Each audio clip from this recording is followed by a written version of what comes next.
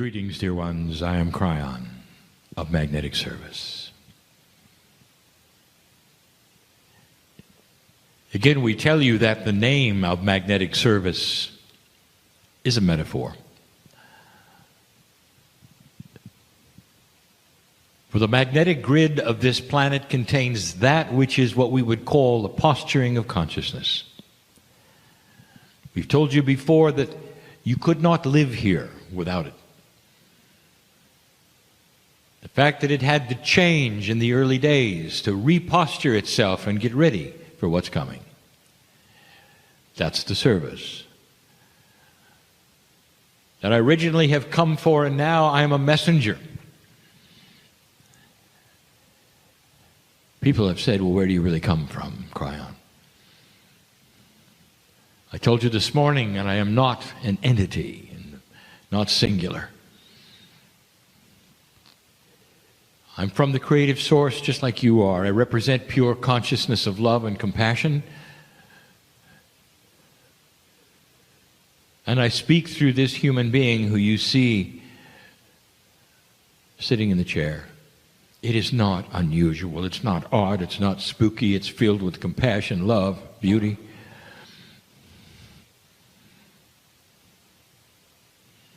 You see this as so odd and so strange, and it's not.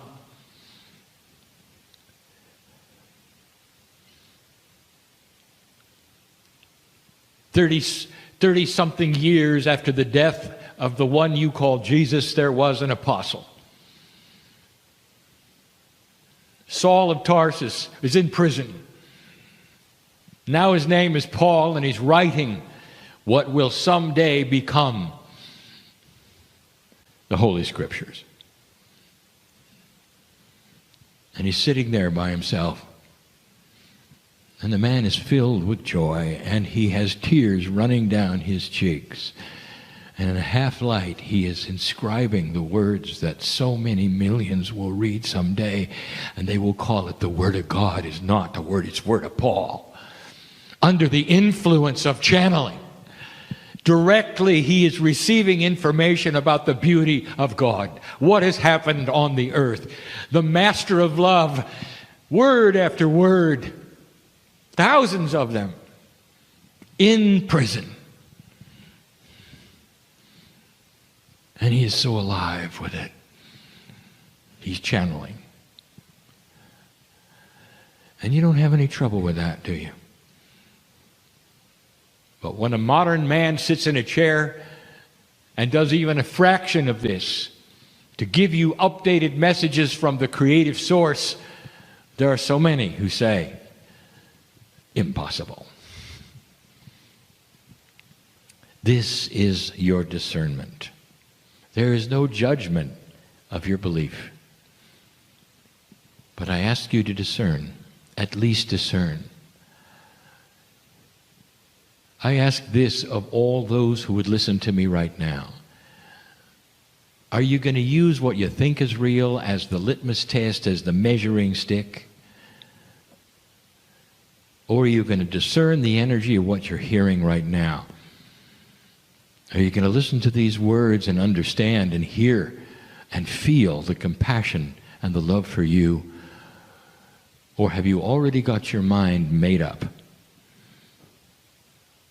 that it isn't happening? This channel today is going to be an answer to a question that was asked. It may not be exactly the question or exactly the answer, but it's close enough. For one of the driving questions that every old soul or light worker would have on this planet right now, one who is awakening to an energy that is so different right now, one who is aware that things are changing spiritually, physically, right now. That person would ask this kind of question. Dear Kryon, dear Spirit, dear God, in this new changing energy, what is it that a regular human being on this planet who is an old soul, what is it we can do that will not only enhance this energy, help ourselves, but also be commensurate to what is going to happen? What can we do? What is it, if you want to use the word, we should be doing? And we've told you before, there are no shoulds. So you reinterpret that and say, what is the most honorable thing that we can do to match the energy? And so I'm going to tell you. Now, dear ones, I've told you before. But every single time the question is asked, a more evolved answer will occur. For as your linear time goes by, the potentials change. Therefore, you're sitting in a reality you have never experienced yet. This is new. It may feel like it was yesterday and the day before, but I know better. The potentials have changed. The kind of shift you expected may not arrive. Something better may arrive. You may have altered that. It is always dynamic. There is no set amount of energy being delivered to you on a certain schedule, dear ones, because your consciousness changes it every hour, all the time. It's beautiful. I can give you these things that I'm going to give you now. Again, because there has been precedent set on other worlds just like yours, and some of you have been through it already, and here it is again. And I know what they've gone through. I have seen this. This is not the first time. You sit on the cusp of major human shift on this planet. What can you do to marry with the energy? I'm going to give you 5 concepts, and they're not easy. It's not a list for you to accomplish, dear ones. We don't give lists. It's concepts. And the very first one, I will say, is primary, and that is to say, not more important, but first. There's a difference. Not more important, but first. There's a difference. And we're going to use a word that probably doesn't even exist in your dictionary. Cognizing. Cognization is an English word that loosely means the cementing of belief. You believe there is gravity because you've seen it since you were born. It's invisible. But you believe in it so strongly that everything you do is so that you can work with it. You have cognized gravity. It is not something that you believe in, like you would believe in the tooth fairy, for instance, for a while, or when you're young. No, it is cognized, and it becomes part of you to your last breath. You believe in gravity. You know it's there, even though you can't see it. It holds you to the earth. It never changes. We're going to ask you to cognize the belief that the energy that you are moving into is vastly different than the energy you have come from. This is first. It is primary. You have got to cement this into your belief system so strongly that everything you do from now on recognizes The new energy is the new normal. It's never going backwards. It's part of a new plan. It's almost like you died and came back with new gravity. Like suddenly the gravity was lessened and you can do more things, and it's forever. And so you cognize this. Dear ones, it has to be first of the five, because you won't be able to do anything else unless you believe that this shift has happened and it's real. The shift is dynamic. It continues to change. But like you turn a page and you're reading new words in a new novel, the page stays turned. You don't go back and read what happened before it. The page got glued to all the others before it, and you can't get back to it.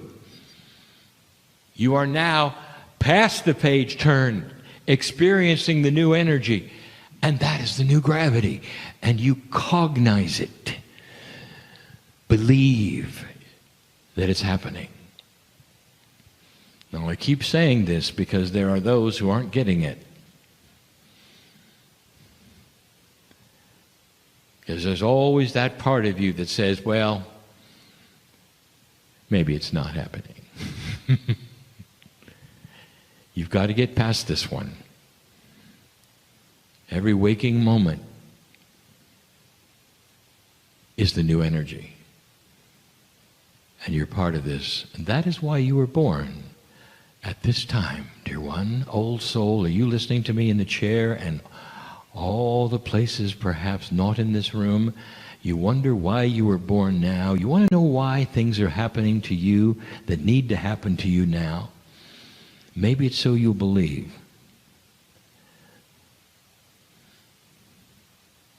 There are some negative things in your mind that may be happening right now to you. And you're wondering, why me? Let me say something gentle to you. You're so stubborn that you're going to have to do something for yourself to realize that this is new. And when you do what you need to do for yourself and get past this hurdle, you'll realize there isn't anything you can't do. This is the way God works with humans. That's how much we love you. You know who I'm talking to? Get on with it, will you? Cognize this. That's number one. Number two is allowance of change. These are concepts. Oh, stubborn human being, get used to it. Things are changing, and they're going to change perhaps not in the direction you had planned. How do you feel about that?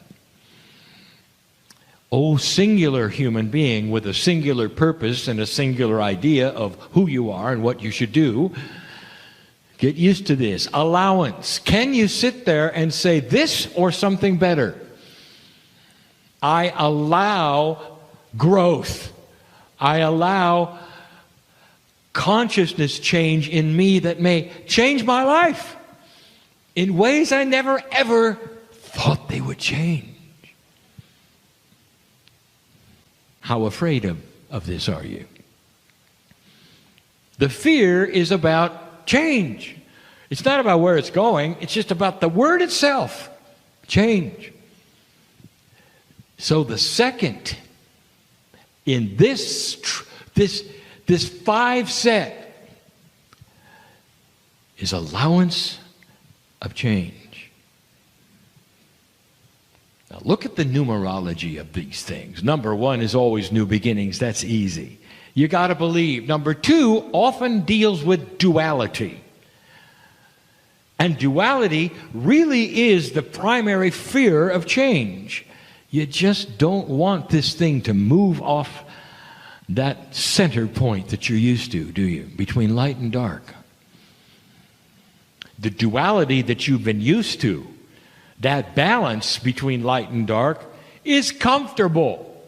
Now suddenly, Spirit wants to push it a little so that you capture a little more light, so that the darkness starts to diminish in your life, and it's going to change everything. Do you allow it or not? Belief. Allowance. Allowance of change. From the other side of the veil, we look at you and we say everything that you're going through is like breaking old habits. They're just habits, that's all they are. You're like someone who has superpowers. You can fly. This is a metaphor. And you walk on the earth knowing that everything before said you couldn't fly. And we're saying you can. But most of you won't. It's just too comfortable to walk around. The metaphor is clear. Allowance of change. So the next three are more practical, but very difficult. With your belief intact, with that which is your allowance for things to change, your conquering of duality, you're now ready for one of the biggest steps. Number 3, compassionate action. Everything you do from a standpoint of compassion. You're going down the road and you're in your vehicle and somebody cuts you off and honks at you and they're an idiot and they're a fool. How do you feel? Is it possible to take that scenario to a compassionate level? The answer is yes. First of all, don't let it affect you. Because you're a compassionate person, the buttons of anger, frustration are disconnected to the point that all you can think about is that that person is having a bad day. So you back your speed off so that they have an allowance. You give them more space so that they'll feel better. There's no grudge you hold. You don't yell at them back. You have a compassionate action in everything you do. Things happen to you with other individuals that might have normally hurt your feelings because your life is unique and there are things that will hurt you perhaps in what people say or how they act or what they do or don't do or the disappointments that you would have with others around you. This is simply human. But what if everything you do comes from a compassionate soul who sees it all so differently? Dear ones, in a compassionate way, there is no one who can hurt your feelings ever, because you know who you are, and they're just having a bad day. Do you see what I'm saying? Compassionate action is coming from a compassionate heart no matter what. It is a position of strength. Now, some of you listening to this in other lands right now need to hear this. It is not a weakness to be compassionate. The masters of this planet exuded compassion. The very ones that you may worship are about compassion. They were not weak. So whatever you've been told about a kind, compassionate person, you're going to have to rearrange your perception, because that is strength. Compassion is strength. A balanced human being will not catch disease. Did you know that? A balanced human being will have that which you would call synchronicity. Others call it luck. Synchronicity. to be in the right place at the right time, to have the right things happen, because they're compassionate. It's a beautiful package. When you start a compassionate action path, everything changes. That was number 3. Now, 3 in numerology, of course, is the catalyst. And what a catalyst is often known for in chemistry is that when it appears, it changes something else around it, while it itself often remains the same. A compassionate person changes those around him and her. And they don't rub off on you. No negativity will attach to you. It's such a position of strength, they will want to be with you. You change the earth where you walk. Number 4, spiritual sight. I want you to start seeing the grander picture. I want you to see God in everything. I want you to look outside and see God in the trees and in the dirt. And the light that comes from the sun. I want you to feel the warmth of the love of God shining on you even in the dark. Spiritual sight is something that many have anyway. They're so aware that God is in all things. But it's part of this circle that we're describing of the 5 things we want you to know you can do. Compassion is one thing, but spiritual sight, this actually proves that compassion works because you can see God in other people. The one who cuts you off on the road has God inside, just doesn't know it. Just doesn't know it. And your spiritual sight, married to your compassion, says, there goes a creature just like me who doesn't know about themselves yet. Not yet. Not yet. The compassionate soul, which was number 3, who has spiritual sight, is the one who can see God in everyone. It helps become compassionate, doesn't it? When somebody yells in your face, and what you see in their face is God. Can you do that? You've got to think differently.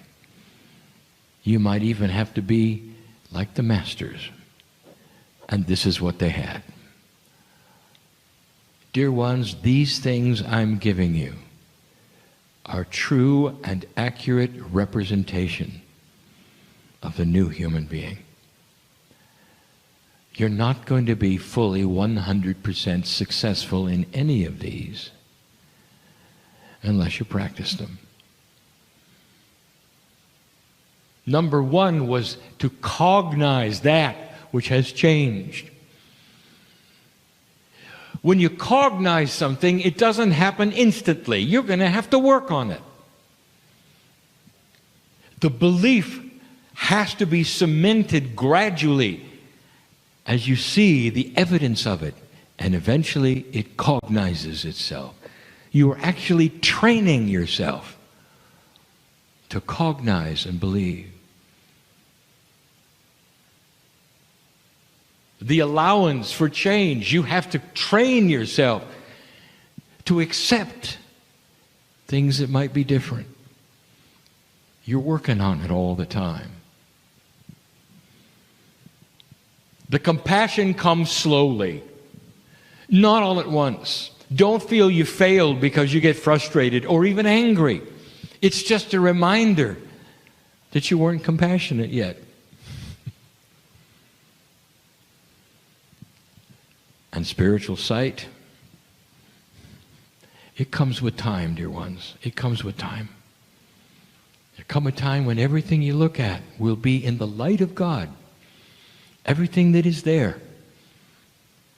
The server who comes to the table is not a server. It's a beautiful human being carrying the Creator's light. And you smile at the server and you just want to hug that person and say thank you for coming to the table. You treat each other differently and you're kind, and it's not a weakness, it's a strength. It's the biggest strength you could ever have as a human being, to see God in others. You go outside and you see God in the trees, and you know that it's a system, that you're part of it and it's part of you. You can be overwhelmed with joy and love just to be part of the system. It's so different than you were taught, isn't it?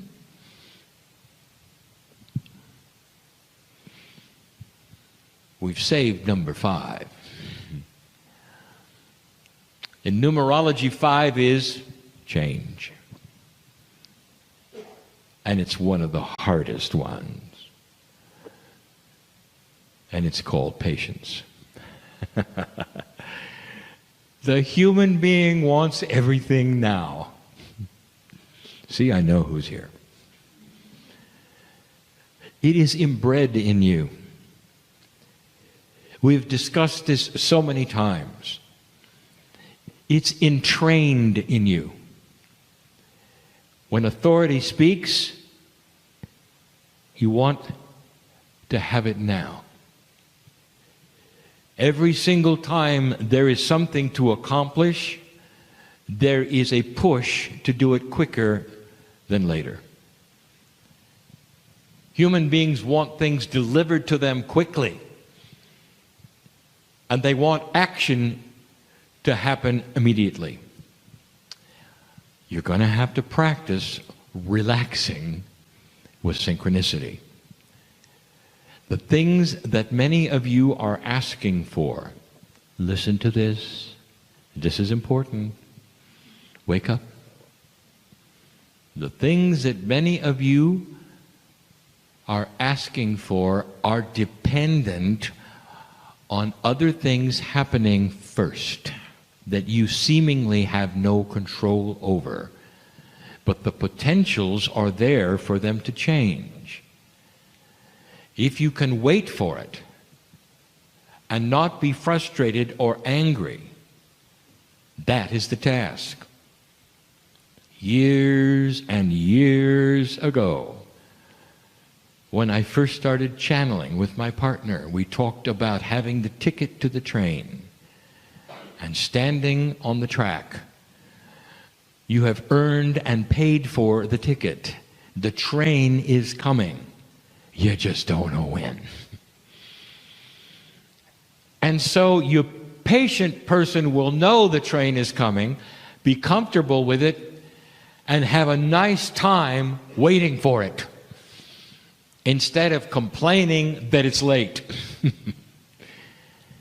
Patience. Spiritual patience is gold. It's hard. Every single one of these 5 things is not intrinsic to any of you. You weren't born with any of them. And that is why they're difficult and so accomplishable, dear ones. Don't work on them one at a time except the first one. Make it first. Cognize what you're doing, understand and believe. And then the rest of them you can work on all at once. Some of you will be better at one than another. That's just because you're unique. Don't compare notes and feel that you're doing it wrong. Did you hear me? There's a tendency to get together and homogenize everything into a list and make it so that if you don't measure up to the list, you're not doing it right. You can't do that. Not with these things. Not with the individual soul that you are, having lived so many lifetimes. You know what you did the last time you were here. It impacts you right now to how good you're going to be at these 5 things. Some of you are ready for them. Some of you are not. Some of you will have to practice harder than others. I want you to know that this is totally and completely normal, acceptable before God. You're not going to fail. Don't compare yourself to others. I want you to look straight ahead into the eyes of the Creator and know that you are God and that everything I have told you is true and that everything I've told you is possible is possible. And that's just the beginning. That's what I came to tell you today. I'm Kryon in love with humanity. And so it is.